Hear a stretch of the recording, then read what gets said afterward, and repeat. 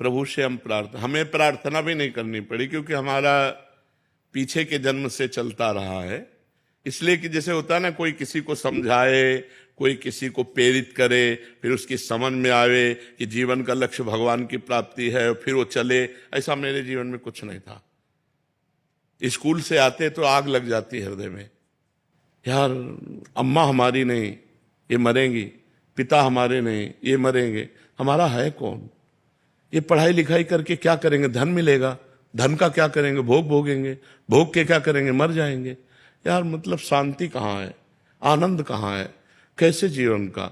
बस इसी प्रश्न ने, किसी ने हमको नहीं समझाया, इसी प्रश्न ने कहा भागो भागो, ये पूर्व जन्म का भजन ना, भागो।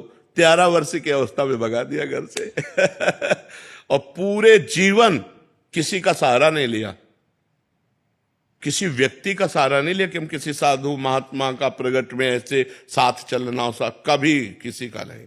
असंगो हम पुरुषा, तुम बोल रहे हो तो छुप के सुना और बात जो समझ में आई उसे जीवन में धारण किया, आगे बढ़े। हम किसी का संग नहीं किया, इसलिए संग नहीं किया कि कहीं हमारी जो वो किसी के संग से दब न जाए, क्योंकि आपका संग करें और आपका लक्ष्य है नहीं भगवान का तो हम फंस सकते हैं। तो आप दूरी बना करके रखें और सदैव पूज्य पाद से उड़िया बाबा हमारे आदर्श रहे, उन्हीं के ही वचन, उन्हीं का जीवन।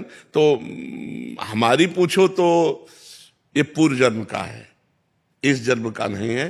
पूर्व जन्म से हमें जो संपत्ति मिली थी उसी ने हमको घसीटा है। अब जैसे आप लोग हो, ये कृपा हुई है कि सत्संग सुनकर भगवत मार्ग में चलने की भावना बनी है। सत्संग सुनकर ये कृपा होती, बिनु सत्संग विवेक न होई और राम कृपा बिनु सुलभ न सोई। बिना सत्संग के ज्ञान नहीं होता और बिना भगवान की कृपा के सत्संग नहीं मिलता। लेकिन पूर्व जन्म का जो जैसे ध्रुव जी थे, बाल्यावस्था में 5 वर्ष में निकल पड़े घर से और 6 महीने में भगवत साक्षात्कार कर लिया। ये मथुरा में आके मधुपुरी में 6 में, तो क्या ध्रुव जी को 6 महीने में भगवान मिल गए? नहीं, पूर्व जन्म में भारी तपस्या की, 6 महीने रह गए थे पूर्णता में, तो 6 महीने में पूर्णता हो गया।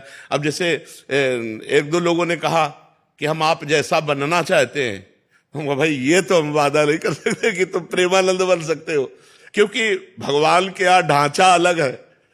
आप जैसा ढांचा नहीं है, आप जैसा ढांचा नहीं, आप अकेले हैं। पूरे भारत में आप देख लीजिए, कुछ ना कुछ फर्क पड़ेगा। कितने ढांचे हमारे प्रभु के पास, आप सोचो। तो अच्छा, प्रेमानंद बनने के लिए वो सामग्री चाहिए जो बचपन में हमको पूर्व में भगवान की कृपा से मिली। उस सामग्री से अकेले भागना, और कितना कष्ट सहा है पूरे जीवन में, तुम्हें कैसे बताएं। जैसे कोई चल रहा हो, मेहनत कर रहा हो, तो कोई स्याबास बोल दे तो अच्छा लगता है ना, और उसे गाली दे करके उसको निराश कर दे तो प्रायः निराशा ही मिली है। तब वो अंदर से, हाँ, तब वो पुष्टता आई एकमात्र भगवान का आश्रय लेकर। तो सत्संग सुनो, नाम जप करो और भगवान से प्रार्थना करो, तो वो तुम्हारे जीवन की डोर अपने हाथ में ले ले। अब जैसे हमारे जीवन का है, अब हमें न बुरे से कोई न भले से कोई, जैसे चलाओ बस अपना। ऐसे हो गया कि जैसे ड्राइवर बैठा है और वो कहाँ ले जाएगा, कैसे ले जाएगा, बिल्कुल अपने चुपचाप बैठे। क्या बुलवा रहे हैं वो सुन रहा हूं, क्या करवा रहे हैं वो देख रहा हूं, कहाँ ले जा रहे हैं, क्या क्या हो रहा है, ये उनका खेल। ये भागवती ज्ञान है। ये मतलब पढ़ा लिखा ज्ञान नहीं, ये भगवान अंदर से हमारे, जैसे अर्जुन के रथ में भगवान बैठ गए, ऐसे प्रेमानंद के हृदय में भगवान बैठ गए और वो डोरी पकड़ के चला रहे। अब दूसरों को लग रहा है प्रेमानंद कर रहे, और प्रेमानंद तो केवल बैठे, आगे भगवान सब कुछ कर रहे। करें करावें आप सब और जने बढ़ाई दे। तो प्रिया जी से प्रार्थना करो, वही अपने चरणारविंद में ले ले, बस यही